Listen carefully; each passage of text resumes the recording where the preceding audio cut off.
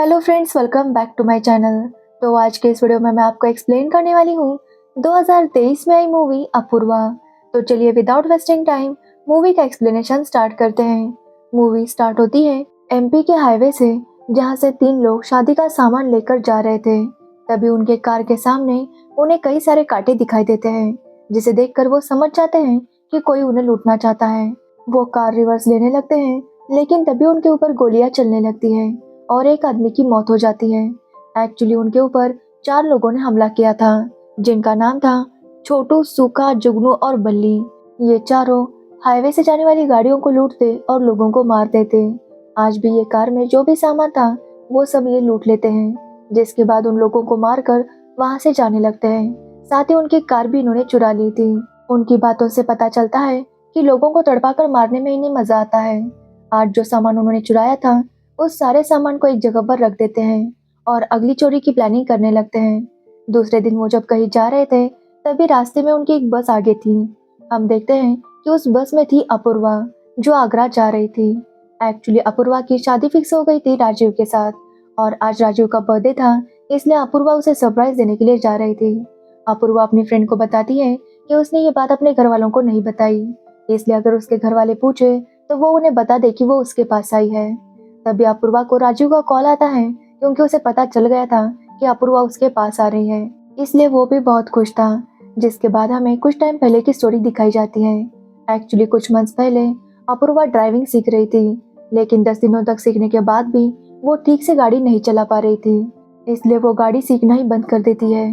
तो वही अपूर्वा के घर वाले चाहते हैं कि अपूर्वा अब शादी कर ले, लेकिन अपूर्वा कोई कोर्स के लिए दिल्ली जाना चाहती थी, इसलिए वो कहती है कि वो लोग 1 साल रुक जाए।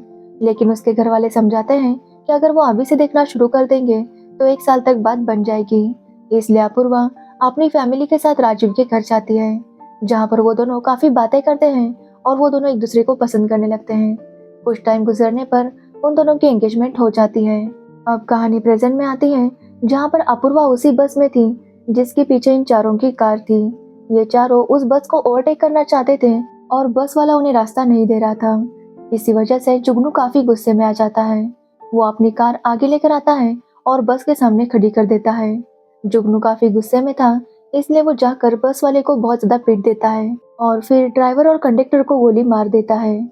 जिसके बाद ये चारों बस में चढ़ जाते हैं और लोगों का सामान लूटने लगते हैं। तभी अपूर्वा को राजीव का कॉल आ रहा था, क्योंकि अपूर्वा ने एकदम से कॉल कट कर दिया था। सूखा जब देखता है कि अपूर्वा को किसी का कॉल आ रहा है, तो वो कॉल खुद ही रिसीव कर लेता है और राजू के साथ बदतमीजी से बातें करने लगता है।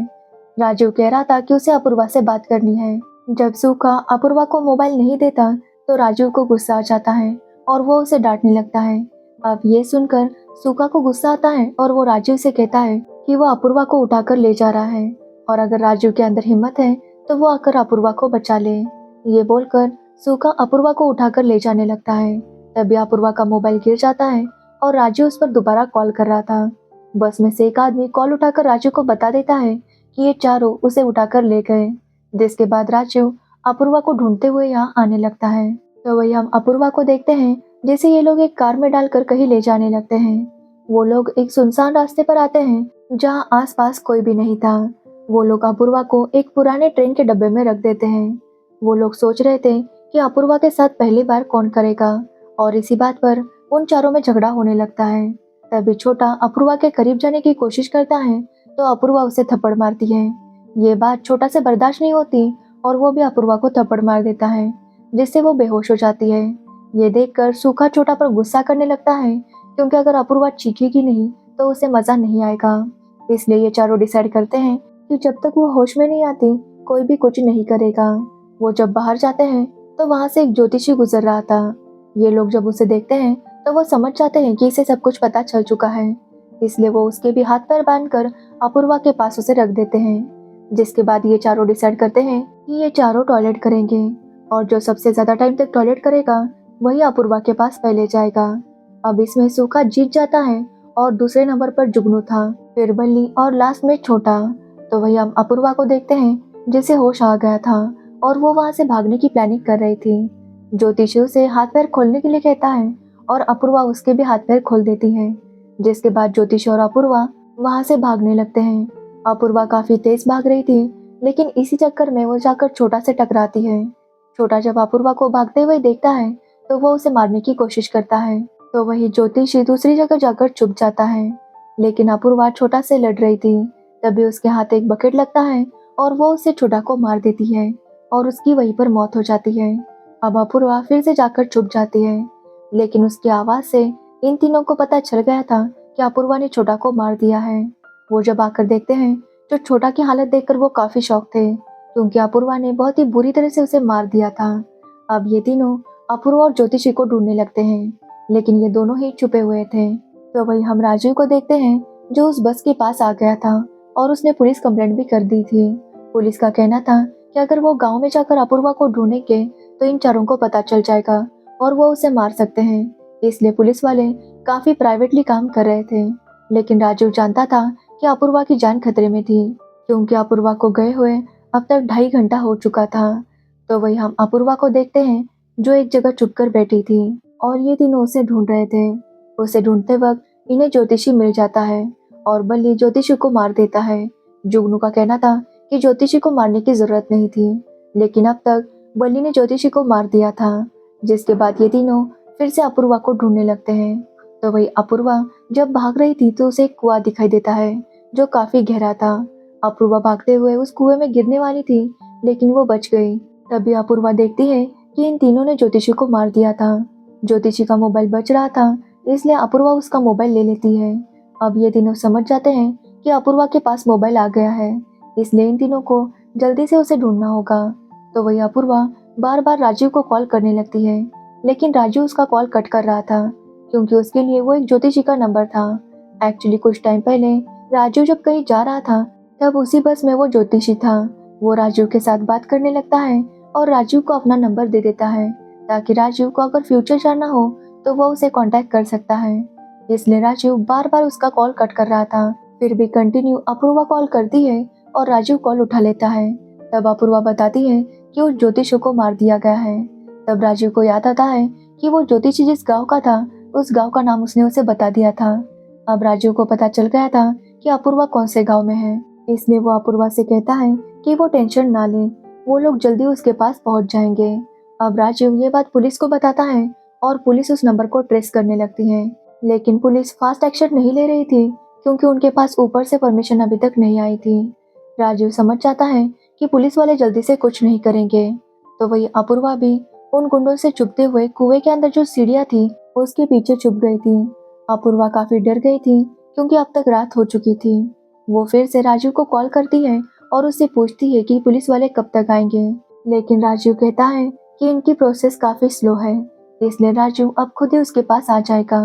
वो अपूर्वा से अपना लोकेशन भेजने के लिए कहता है और अपूर्वा जब लोकेशन भेज रही थी तभी उसका मोबाइल कुएं में गिर जाता है और उसका राजीव के साथ कांटेक्ट भी टूट जाता है। अब अपूर्वा ऊपर आती है और एक जगह पर छुप जाती है, लेकिन बल्ली उसे देख लेता है। अपूर्वा उससे कहती है कि उसे जो करना है वो कर ले, लेकिन बस उसे मारे नहीं। तो बल्ली उसे कपड़े उतारने के लिए कहता है और अपूर्वा कपड़े उतारने लगती है। जैसे ही बल्ली उसके करीब आता है तो अपूर्वा उसका प्राइवेट पार्ट कट कर देती है। अब बल्ली की आवाज सुनकर सूखा और जुगनू वहां पर आ जाते हैं। जुगनू कहता है कि उन्हें जल्दी से बल्ली को हॉस्पिटल लेकर जाना होगा, लेकिन सूखा का कहना था कि जब तक वो अपूर्वा को अपना नहीं बना लेता वो यहाँ से कहीं नहीं जाएगा। इसी बात पर दोनों में झगड़ा हो जाता है, लेकिन सूखा जुगनू की बात नहीं सुनता और अपूर्वा को ढूंढने में लग जाता है। तो वही अपूर्वा भी समझ गई थी कि उसकी मदद के लिए कोई नहीं आने वाला, इसलिए उसे खुद ही लड़ना होगा। अब अपूर्वा एक प्लान बनाती है। वो अपने दुपट्टे को एक जगह पर बांध देती है ताकि उसे पता चले कि आगे कुआं है। जिसके बाद वो जानबूझकर सूखा और जुगनू के सामने जाती है। वो दोनों जब उसका पीछा करने लगते हैं तो अपूर्वा काफी तेज भागती है और जैसे ही कुआं आता है वो रुक जाती है और जुगनू कुएं में गिर जाता है। अब जुगनू सूखा से कहता है कि वो उसे बाहर निकाले, क्योंकि जो सीढ़ियां थी वो काफी ऊपर से थी। सूखा कहता है कि सबसे पहले वो अपूर्वा को ढूंढेगा, फिर कोई रस्सी देखकर जुगनू को ऊपर खींच लेगा। जिसके बाद सूखा वहां से चला जाता है, लेकिन तभी वहां पर अपूर्वा आती है। अपूर्वा को देखकर जुगनू काफी डर गया था, क्योंकि अपूर्वा बड़े बड़े पत्थर उसके ऊपर फेंकने लगती है, जिसकी वजह से जुगनू की वहीं पर मौत हो जाती है। थोड़ी देर बाद जब सूखा वहां पर आता है तो जुगनू की मौत हो गई थी। जिसके बाद सूखा को कार के पास कोई आवाज आती है। वो जब जाकर देखने लगता है तो कार में अपूर्वा थी। अपूर्वा सुखा को कार से उड़ा देती है और आगे जाने लगती है, लेकिन अपूर्वा को ठीक से गाड़ी चलानी नहीं आती थी, इसलिए वो खेतों में चली जाती है और फिर वहां से भागते हुए आगे भागने लगती है। लेकिन सुखा जख्मी हो गया था और वो उसका पीछा कर रहा था। तभी हम देखते हैं कि राजू वहां पर आ चुका था, लेकिन अब तक अपूर्वा वहां से भाग गई थी। अब अपूर्वा एक रेलवे ट्रैक के पास आती है जहां पर सुखा भी आ जाता है और वो अपूर्वा को पकड़ लेता है। अपूर्वा उसे अपने आप को छुड़ाने के लिए उसे पत्थर मारने लगती है। तभी वो देखते हैं कि सामने से ट्रेन आ रही थी। अब अपूर्वा सुखा का एक्सीडेंट करवाना चाहती थी, लेकिन सुखा उसे पकड़ लेता है और कहता है कि अगर मरेंगे तो वो दोनों साथ में मरेंगे। अपूर्वा उसके हाथ पर काटती है और वहां से भाग जाती है। तभी ट्रेन सुखा को उड़ा देती है, लेकिन अभी भी सुखा जख्मी हो गया था। वो अपूर्वा से कहता है कि वो उसके साथ शादी करेगा, इसलिए वो उसे बचा ले।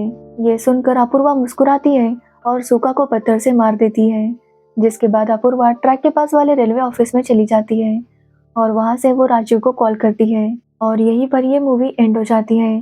तो ये थी अपूर्वा मूवी की स्टोरी। अगर आपको इस मूवी की स्टोरी और मेरा एक्सप्लेनेशन अच्छा लगा हो तो वीडियो को लाइक कमेंट शेयर जरूर करना और मेरे चैनल को सब्सक्राइब करना बिल्कुल मत भूलना। Thanks for watching the video.